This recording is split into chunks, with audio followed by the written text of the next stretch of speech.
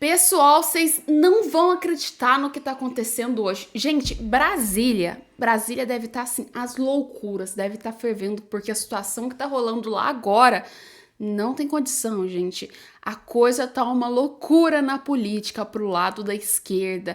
A esquerda tá desesperada por completo, o Lula tá desesperado, a Janja tá desesperada, porque agora começaram a cobrar o governo e o governo não sabe explicar de onde veio as medidas que eles tomaram, ou seja, vai dar problema muito grande para o governo Lula. Vocês não têm noção do quanto isso aí vai atrapalhar para o governo Lula. E a Janja, né? A Janja que gosta de gastar, gosta de viajar, já agora tá desesperada porque a situação não tá nem um pouco boa pro lado dela, nem um pouco mesmo.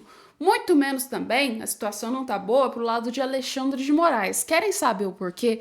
Galera, chegou nos Estados Unidos mesmo, no Congresso norte-americano, uma denúncia muito grave e Alexandre de Moraes, nesse momento, gente, deve estar completamente desesperado com as denúncias que chegaram lá, porque agora sim, o cenário mundial tá olhando tudo o que tá acontecendo e eita mais eita que vai dar problema, sabe? Porque mexeu com o sócio do Donald Trump. Vocês precisam entender porque a situação agora tá completamente diferente do que a gente estava vendo antes, gente. Agora o cenário todo vai mudar da política, inclusive aqui no Brasil, lá fora tá uma extrema bagunça. E não só sobre isso, vamos falar também sobre o caso, né? A humilhação que o brasileiro tem que viver todo dia, que é ter que lidar com essa política suja no Brasil, né? O Lula fez uma medida, mas uma medida tão assim, tão deplorável, né? Que literalmente vai resultar muito para os brasileiros. E não só isso também, vocês devem estar vendo aí na internet acontecendo o caso da Erika Hilton, né? Que é aí a deputada do PSOL, que diz que é defensora de várias pautas, só que na verdade parece que tá gastando o seu dinheiro com maquiagem. Vamos lá que você vai entender o que tá acontecendo, que a gente tem que conversar sobre tudo isso, porque tem muita matéria aqui no canal hoje, tá? Já deixa o like, já compartilha, já se inscreve, já fica aí, porque hoje tem muito conteúdo, a gente vai falar muito aqui nesse vídeo, então já se prepara que você não pode perder nenhuma das informações que a gente vai trazer aqui hoje. Se você perder essas informações, meu anjo, você vai ficar completamente perdido com a política. Então, já deixa o like, já se inscreve para você continuar acompanhando e vai aí, né, até o final do vídeo, porque no final do vídeo eu vou trazer um extra para vocês, uma matéria especial, literalmente vai deixar você assim de queixo caído, tá? Vamos lá então para as matérias? Já curtiu, já deixou o like, já ajudou a gente, já pôs o seu comentário, né? Coloca o comentário de onde você está assistindo esse vídeo. Põe aí na descrição, fala assim, eu tô assistindo aqui do Amapá, tô assistindo aqui do estado de Goiás.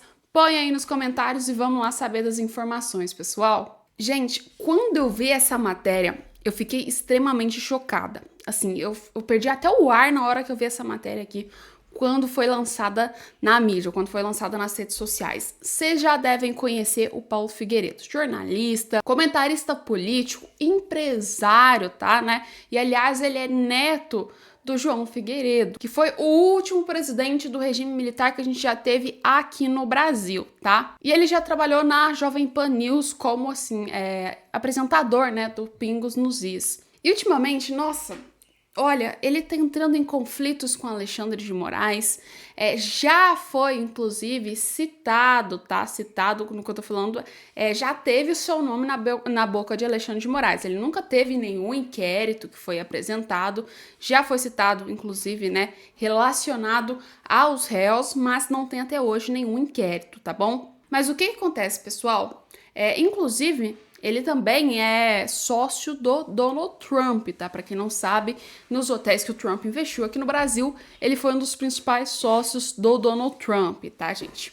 O que aconteceu é que o Paulo Figueiredo, ele foi no Congresso norte-americano. Gente, quando a gente fala de Congresso norte-americano, quando a gente fala de qualquer coisa que chega nos Estados Unidos, significa que a coisa tá muito feia mesmo, que aí tem chance de dar problema, né?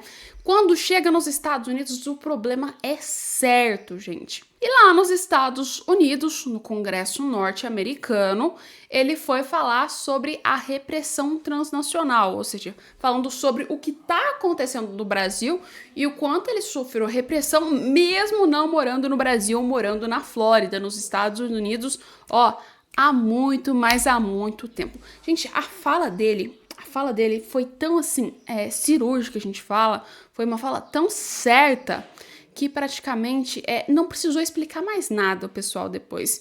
Essa fala, ela vai dar tanta polêmica nos Estados Unidos e na mídia, porque quando chega no Congresso dos Estados Unidos, é a mesma coisa de entregar um bolinho, assim, cheio, um prato cheio, vamos falar assim, para a mídia internacional dos outros países. É a mesma coisa de falar, gente, olha o que está acontecendo no Brasil, que a coisa não tá certa. Quando chega no Congresso norte-americano, é a mesma coisa de abrir as portas e falar assim, o Brasil está com problemas, olhem o que eu tenho para falar. E olha o que ele disse, olha a fala dele que ele colocou, né, durante seu discurso no Congresso norte-americano, tá, gente? Eu vou colocar aqui para vocês e a gente vai comentando a fala durante aí o vídeo, tá bom? O tema da repressão transnacional, embora discordem em algumas políticas, ele reconhece o seu compromisso nessa questão. Transnational repression began in 2019, when Brazilian authorities decreed my preventive arrest in a highly politicized case involving President Trump. O primeiro contato dele ocorreu em 2019, quando autoridades brasileiras decretaram a prisão preventiva dele em um caso altamente politizado envolvendo o presidente Trump. Embora ele já residisse legalmente nos Estados Unidos, o Brasil o incluiu na lista vermelha da Interpol, que levou ao cancelamento do seu visto como jornalista. Diz que agentes da imigração algemaram ele e levaram ele ao centro de detenção Prom por 17 dias em um caso posteriormente arquivado pelo próprio Brasil, e que ele gastou mais de $1 milhão em honorários jurídicos enfrentando essa batalha. Disse o Paulo que em 2022, o ministro do STF, Alexandre de Moraes, atual ditador do Brasil disfarçado de juiz, voltou a lhe obrigar a perseguir por relatar verdades incômodas, alegando que ele congelou todos os seus bens no Brasil, bloqueou suas redes sociais, cancelou seu passaporte e o condenou ao exílio. Tudo isso documentado. Quando os canais legais se mostraram insuficientes, ele acionou canais paralelos para que o FBI ligasse para o Paulo, tentando coagir ele a prestar depoimento. É o que o Paulo está dizendo. Disse ele também que o presidente do Comitê Judiciário da Câmara, o Jim Jordan, questionou essa violação sem precedentes em carta ao diretor do FBI, Christopher Wray, em 21 de maio de 2024, carta esta que nunca foi respondida. Ele diz que o Moraes o insultou publicamente a partir do mais alto tribunal do Brasil, o chamando de pseudo-jornalista e fugitivo, embora ele vive abertamente na Flórida há mais de 10 anos. Ele alega também haver um mandado de prisão secreto contra o Paulo e que o Paulo diz que não pode se defender porque não foi formalmente acusado e não sabe sequer se foi incluído novamente na lista da Interpol. É como eu disse para vocês, ele não foi citado como réu de nenhum inquérito, ele foi, assim, teve vestígios em relação ao conteúdo todo que foi apresentado, mas em relação ao Paulo Figueiredo, falar assim, o seu nome está aqui, isso não aconteceu, tá, gente? Por isso que, como ele disse aqui, não teve como ele fazer nada, já que não tinha sido citado em algo. Disse ele também que o caso dele não é isolado, mas parte de uma campanha sistemática. Ele citou o caso do jornalista Alo dos Santos, que passou mais de 2 anos na lista vermelha da Interpol, até que seu advogado provou que o governo brasileiro não tinha provas e seu nome foi retirado. Quando o governo Biden negou sua extradição, por considerar que sua conduta não era crime nos Estados Unidos, diálogos vazados revelaram assessores de Moraes discutindo a possibilidade de enviar agentes para sequestrar Alan em solo americano e levá-lo clandestinamente ao Brasil. Ou seja, ia invadir, se isso acontecesse, o território norte-americano. Imagina a polêmica que não ia dar se isso acontecesse, gente. Se invadisse o solo norte-americano, nossa, gente, isso aí ia tornar uma história cada vez pior. O mandado de prisão segue aberto e ele continua sendo multado por postagens feitas no Brasil. Agora ele cita os casos de Rodrigo Constantino, cidadão americano perseguido, Michael Schellenberger, que foi alvo de Moraes, e pede que reflitam sobre a gravidade disso, sobre como eles estão presenciando um agente de governo estrangeiro perseguindo sistematicamente jornalistas e residentes permanentes americanos por conteúdo jornalístico publicado nos Estados Unidos. Citando agora a perseguição também a autoridades eleitas, Eduardo Bolsonaro, deputado mais votado do Brasil, teve um inquérito aberto por Moraes após denunciar abusos ao próprio Congresso americano. Vive exilado aqui, temendo ser preso ao voltar. No mês passado, a deputada Carla Zambelli, mulher mais votada do país, teve prisão preventiva decretada por Moraes. Ela estava nos Estados Unidos em tratamento médico, mas conseguiu chegar à Itália, onde tem cidadania, antes de entrar na lista de difusão vermelha da Interpol. A diferença do porquê que a Carla Zambelli ficou na lista e Alan dos Santos, os outros, não ficaram, é porque, assim, o crime no qual os outros foram acusados não era considerado crime de opinião política. Agora, o caso da Carla Zambelli já é uma coisa que, assim, outros países consideram, sim, uma violação. Por isso que ela ainda continuou na lista durante um bom período aí. 2 dias depois, seu visto americano foi cancelado. Outro caso alarmante é o de Felipe Martins, ex-assessor do presidente Bolsonaro. Sistemas de alfândega americana, CBP, mostraram falsamente que ele havia entrado nos Estados Unidos, embora estivesse sob vigilância no Brasil. Essa entrada fabricada foi usada por Moraes para justificar sua prisão por 6 meses sem acusação formal. O CBP corrigiu o erro, mas só após forte pressão jurídica. O caso, que tramita na Justiça Federal Americana, levanta sérias suspeitas de colaboração clandestina entre autoridades brasileiras e agentes americanos. Disse o Paulo que nem mesmo cidadãos humildes estão a salvo. Cita aqui o caso da diarista brasileira americana Flávia Magalhães, que teve a sua prisão decretada por postagens nas redes sociais criticando o sistema eleitoral brasileiro feitas em solo americano. Cita agora o caso do Chris Pavlovski, CEO da Rumble, e o Elon Musk, que também são alvos de perseguição sistemática de Moraes. Diz o Paulo que Moraes tentou transformar empresas americanas de tecnologia em instrumentos involuntários de sua repressão. Um número desconhecido de brasileiros teve contas bloqueadas por ordem dele, inclusive residentes nos Estados Unidos.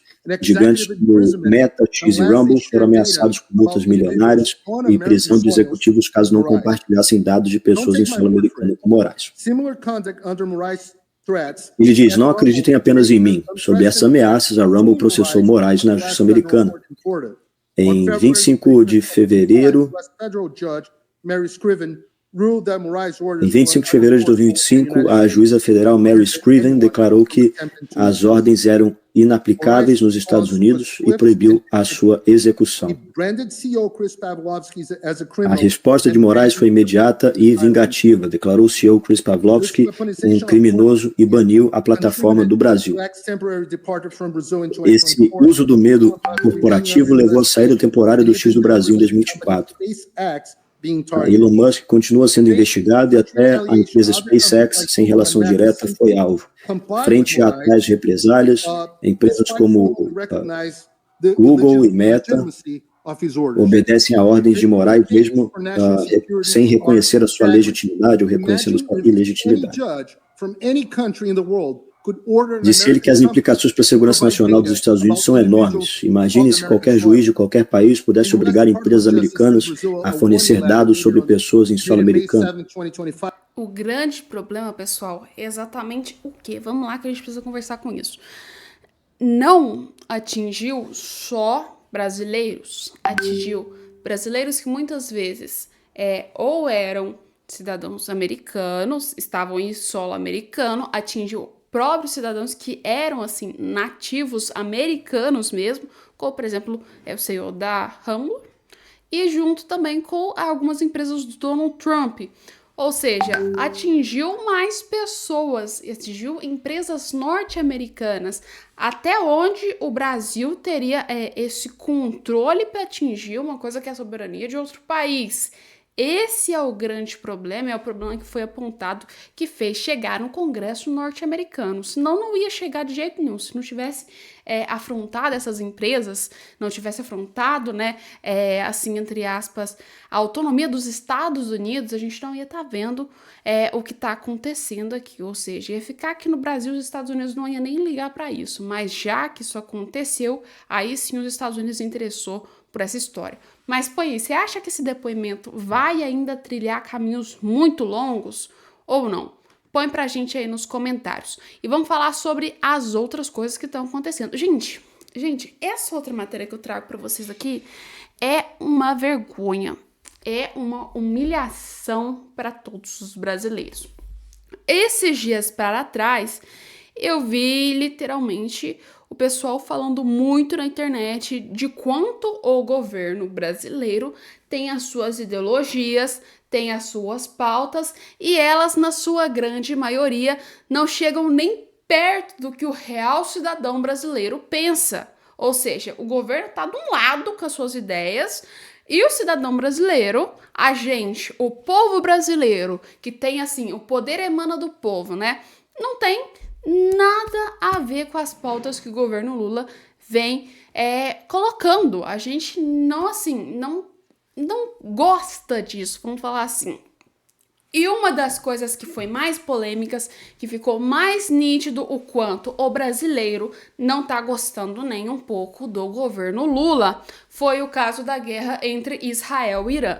O que a gente esperava era que seria mais ou menos o seguinte: o governo Lula vai ficar do lado do certo, pelo menos, né, por um pouco de dignidade, e não vai apoiar um país que é terrorista, um país que foi tomado e agora pertence ao Estado Islâmico, que é uma organização, querendo ou não, terrorista, gente. Desculpe, olha, o Irã de antigamente, antes com a monarquia, e o Irã agora com o Estado Islâmico, é nitidamente que as pessoas perderam a sua liberdade. Ou seja, o governo Lula, ele preferiu ficar do lado de alguém que era completamente errado nessa história, de alguém que estava completamente distorcido da realidade, que é o Irã, e contra repudiar Israel desde o início, quando se falava da guerra entre Israel e Palestina. O governo Lula já foi lá e literalmente declarou: Palestina. Lembrando, na Palestina, o próprio grupo terrorista, que é o Hamas, mata a sua própria população, para vocês terem uma noção. Então, jogar a culpa em cima de Israel é uma bela de uma canalice, né? É uma bela de uma canalice. Se o próprio povo destrói ele mesmo, é um grupo que tem que ser repudiado, mas o governo Lula continua apoiando. Acontece que tinha o dia, né, que celebrava a amizade entre Brasil e Israel, que até muito tempo, assim, né, a gente considerava uma coisa certa, né, ou pelo menos, assim, os outros governos consideram.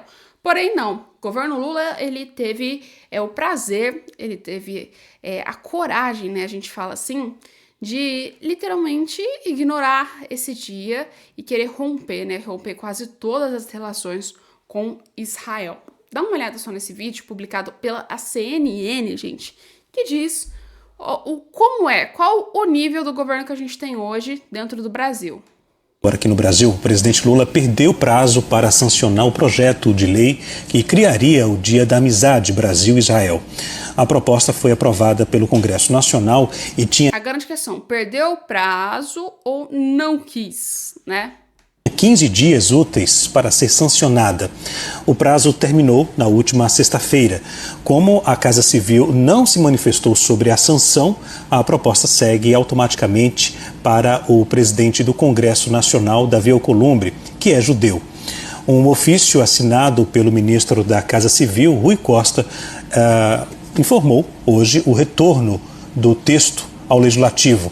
A CNN entrou em contato com a Secretaria de Comunicação Social da Presidência e aguarda um posicionamento. Isso é nítido.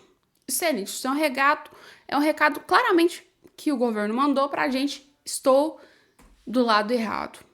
Assim, se vocês não conseguiram se o pessoal não conseguiu perceber que isso aí foi um recado, gente, pode esquecer. Isso foi um recado falando: a gente tá do lado do Irã. Foi literalmente isso que o governo quis fazer, porque ele tinha a possibilidade de sancionar. Sancionou? Não sancionou. Deixou correr para outras pessoas, mostrando a sua aliança, né? Assim, com o lado errado. Mas é assim, graças a Deus que ainda há esperança, né, para o Brasil. Fizeram, né, uma pesquisa mostrando em 2026 como seriam as eleições caso tivesse Lula e Bolsonaro. E aí fizeram o levantamento entre os candidatos como se fosse uma eleição para 2026, gente. E adivinha só quem tá ganhando? Acho que vocês já sabem. Escutem só, gente, essa matéria. Dá uma olhada só aqui, ó. O Instituto Paraná Pesquisas também traçou esses cenários. Em um deles, o ex-presidente Jair Bolsonaro supera o presidente Lula em uma eventual disputa entre os dois. Vamos ver. Bolsonaro, que está inelegível, teria 46,5%. Vocês terem noção, o cara mesmo tanto inelegível, ele ganha do outro. Das intenções de voto, contra 39,7% do presidente Lula. Não votariam em nenhum deles, votos brancos e nulos somam 8%. Não sabem ou não responderam, 5,8%. Instituto... Ou seja, isso aí é só uma pesquisa que fizeram, tá? Mas assim, pelo que a gente vê do cenário, mostra claramente que não, ninguém quer o Lula, ninguém tá gostando do governo Lula.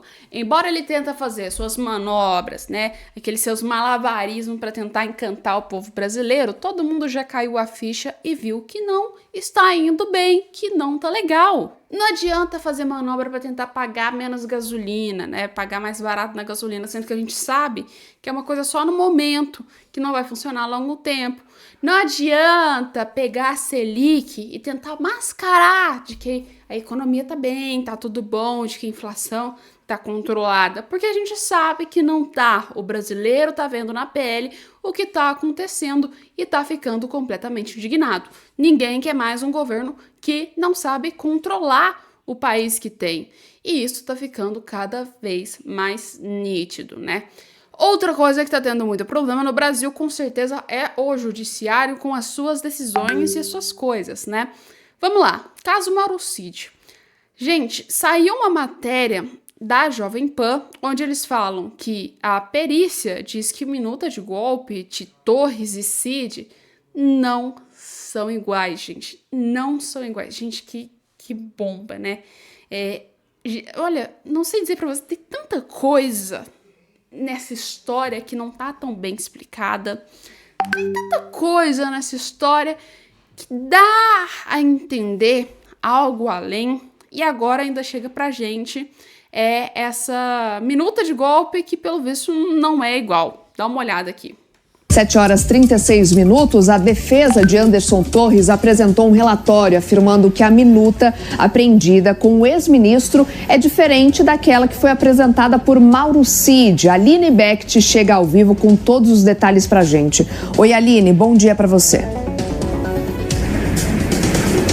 Oi, Soraya, bom dia a você, Nonato, bom dia a todos. Isso mesmo, esse relatório técnico foi entregue ontem ao Supremo Tribunal Federal pela defesa de Anderson Torres. O objetivo era fazer uma perícia ali dos dois documentos, tanto o que foi encontrado na casa do ex-ministro, a minuta do golpe, quanto também o que foi encontrado no celular de Mauro Cid. Foram feitos por peritos contratados com a autorização, é claro, do ministro Alexandre de Moraes, que é o relator dessa ação no Supremo Tribunal Federal. E esse relatório entregue ontem à Suprema Corte acaba fortalecendo, ou melhor, enfraquecendo o argumento de que Anderson Torres teria participado em conjunto com Mauro Cid na construção desse texto, porque apesar deles terem ideias parecidas, o relatório cita que alguns detalhes ali são possíveis de identificar que os textos não foram trabalhados em conjunto pelos dois, porque possui conteúdo e linguagem independente. Alguns detalhes foram citados pela defesa de Anderson Torres no seguinte: a minuta de Mauro Cid menciona o estado de sítio, também GLO e prisão de autoridades, mas já a versão de Anderson Torres não traz esses pontos, é algo mais simples, é um documento sem assinatura ou metadados, parecido com um texto publicado em um site jurídico, por exemplo. Também foi realizada uma perícia audiovisual para descobrir ali e ter a certeza de que Anderson Torres não participou de uma live em 2021, onde ele certamente teria lido essa minuta, como foi sugerido nas investigações realizadas pela Polícia Federal. Então, isso, trazido agora pela defesa de Anderson Torres, acaba fortalecendo a tese de que ele não teve um certo envolvimento na suposta tentativa de golpe de Estado. Agora, a gente segue por aqui acompanhando essa repercussão e, é claro, uma decisão do Supremo Tribunal Federal, especialmente do ministro Alexandre de Moraes, sobre esse caso, sobre esse processo penal em relação a Anderson Torres. Eu volto com você. Obrigada, Aline Becht, direto de Brasília. Gente, que polêmica, né? Que polêmica esse caso. Imagina só, não serem iguais. E agora, nessa altura que a gente teve a perícia para verificar isso. Incrível, né? Esse caso ainda vai dar muita polêmica, assim como o caso da senhorita Janja, não é mesmo? Gente, estou colocando aqui para vocês na tela, eu acho que tá meio cortado aqui, mas vou ler para vocês para ficar mais fácil, tá?